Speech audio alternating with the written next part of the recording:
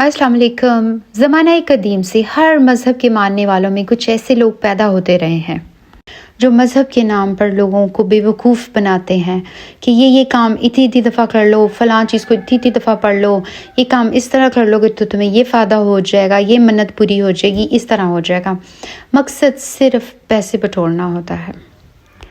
चाहे वो ईसाई राहब हों, यहूदी रहबाज हों, पंडित हों, हमेशा से इनमें ऐसे लोग रहे हैं जो लोगों को बेवकूफ़ बना के अपना काम संवारते रहे हैं। लोग आकर कहते, पंडित जी मैं क्या करूँ, मेरी औलाद नहीं हो रही। तो वो कहते अच्छा ऐसा करो, इतने पैसे उस गुल्ले में डालो, बाजू पे ये बांध लो, माथे पे ये टीका लगा लो, 2 खरगोश ज़िबा करना, इसके खून के छींटे इधर उधर फेंकना और फिर तुम्हारे घर में ट्विंस होंगे। वो इस तरह के मनासिक खुद से घड़ते, ये मिलावट हर मज़हब के मानने वालों में रही है। बुत परस्ती भी इसी जहन की पैदावार है कि मेरी तो ख्वाहिशें हैं और फ़लाँ बुज़ुर्ग का बुत बना हुआ है, वो मैं उसके पास जाऊंगा तो मेरी ख्वाहिश पूरी करेगा। यहीं से बुत परस्ती शुरू हुई। हमने भी इस तरह की प्रिस्क्रिप्शन निकालने की कोशिश की है, चाहे वो बात अल्लाह की तरफ से आई है, वो हदायत आई है या नहीं, नबी सल्लल्लाहु अलैहि वसल्लम ने कहा है या नहीं। हम तो कहते हैं हमारा काम होना चाहिए। जैसे हम कहते हैं कि मैं तो इम्तहान है, मुझे अच्छे नंबर आने चाहिए, टॉप करना चाहिए, तो मैं क्या करूँ, कौन सी आयत पढ़ूँ, कितनी दफ़ा फूके मारूँ, मेरी मोटरसाइकिल ख़राब है, मुझे बताओ मैं क्या क्या करूँ। और फिर मज़हब के ये नाम नहाद ठेकेदार क्या करते हैं, ये कहते हैं हम आपको पर्ची देंगे लेकिन फ़ीस अदा करें, जैसे फार्मास्यूटिकल इंडस्ट्री में होता है। अक्सर लोग पूछते हैं मैं कौन सी दुआ पढ़ूं कि प्रेगनेंसी आसान हो जाए, कौन सी दुआ पढ़ूं घर में कोई मुश्किल ही ना आए, कौन सी दुआ पढ़ूं कि शादी खैर खैरियत से हो जाए। कुछ चीज़ों के लिए आप सल्लल्लाहु अलैहि वसल्लम ने दुआएं बताई हैं, घर में कैसे दाखिल होना है, बीमार के लिए कैसे दुआ की जाए। ये और ऐसी कई मसनून दुआएं हैं जिनका इस्तेमाल करना चाहिए, लेकिन इनसे आगे जाकर जब हम अपनी तरफ से गढ़ना शुरू कर देते हैं दीन, तो यहाँ हमारी गलती है।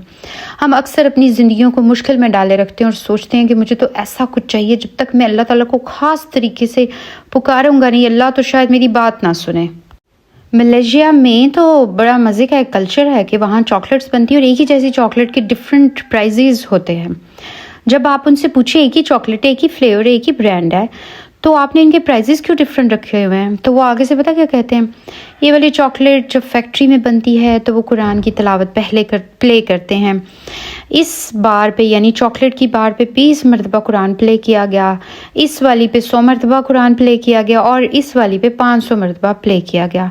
तो इसकी बरकतों से जब बच्चे या बड़े खाएंगे तो कितना फ़ायदा होगा। Yes, it's true. मज़हब के नाम पर इस्लाम से पहले भी इस तरह की सारी इंडस्ट्री थी। पहली कौमों ने मज़हब को एक इंडस्ट्री बना लिया था। ये सब कहाँ से आया, ये सर्विसेज किसने शुरू की? जिस तरह हिंदू मज़हब में ये इंडस्ट्री बन चुकी है, राहबों ने बना ली है, यहूदियों ने बना ली है, इसी तरह हमारे यहाँ भी बनी हुई है। और ये बहुत बड़ा मजाक है कुरान के साथ कि हम इन चीज़ों को आंखें बंद करके मान लें। मेरे टीचर हैं, वो एक वाक़या बयान करते हैं कि मैं एक दफ़ा एक गाड़ी में बैठा हुआ था अपने एक दोस्त के साथ और उसने इशारा तोड़ दिया और आगे निकल गया। पुलिस वाले ने जब रोका तो उसने डैशबोर्ड से एक कागज़ निकाला और पढ़ना शुरू किया। कहता मैंने कहा क्या पढ़ रहे हो, तो उसने दिखाया इस पे हाँ मीम नून स्वाद लिखे हुए हैं, हरूफे मुकत्तियात। तो उसने कहा ये क्या कर रहे हो, कहता ये दुआएं हैं, ये मुझे बचा लेंगी पुलिस वाले से। अब आप देखें हम किस लेवल पे और किस जगह पे आके खड़े हुए हैं।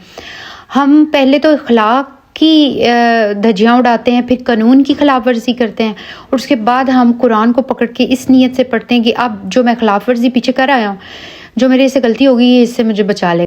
दुआएं मांगनी चाहिए, लेकिन हमने कुरान को अमलियात किस्म की कोई चीज़ बना लिया इन दुआओं को।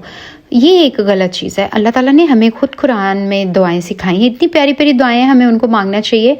आज मैं आपको हज़रत इब्राहीम की एक दुआ याद कराना चाहती हूँ। सूरह बकरा आयत 128। हज़रत इब्राहीम दुआएं मांग रहे हैं अपने बेटे के साथ।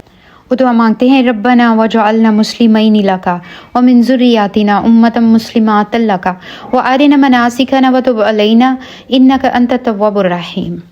ए हमारे रब, और बना हम दोनों को फरमाबरदार अपना और हमारी नस्ल में से उठा एक उम्मत जो मुती फरमान हो तेरी, और बता हमें तरीके अपनी इबादत के और कबूल फरमा हमारी तौबा, बेशक तू ही तौबा कबूल करने वाला है।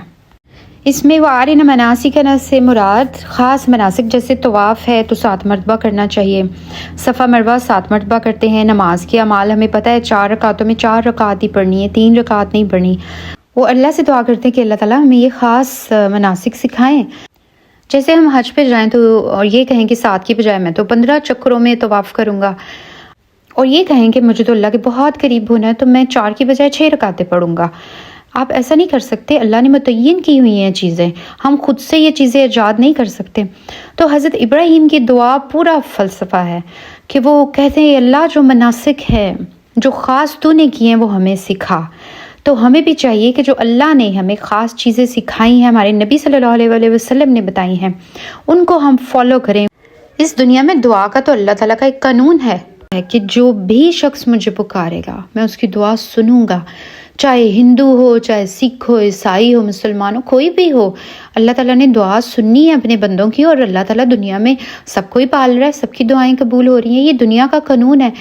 تو اللہ کہتا ہے کہ میرے فرما بردار بندے بن کے سرنڈر کر دو اپنا آپ، پھر دعا مانگو۔ جیسے حضرت ابراہیم نے اپنا آپ سرنڈر کر دیا، اللہ کے سامنے جھک گئے، عاجزی اختیار کی اور توبہ کی۔ یہ بیسیکلی ہمارے اندر کی فرعونیت ہے، ہم اللہ کے بندے بننا نہیں چاہتے، اور ہم چاہتے ہیں ہم غلط کام کرتے رہیں، اور ان غلط کاموں سے بچنے کا طریقہ ہم پھر اپنی مذہبی کتاب کو ڈھونڈ لیتے ہیں کہ فلاں اس سے میں پڑھ لوں گا تو میں بخشا جاؤں گا یا میں بچت ہو جائے گی میری۔ یہ دین کی غلط تعبیر ہے، اس سے ہمیشہ بچنا چاہیے اور اس سے پناہ مانگنی چاہیے۔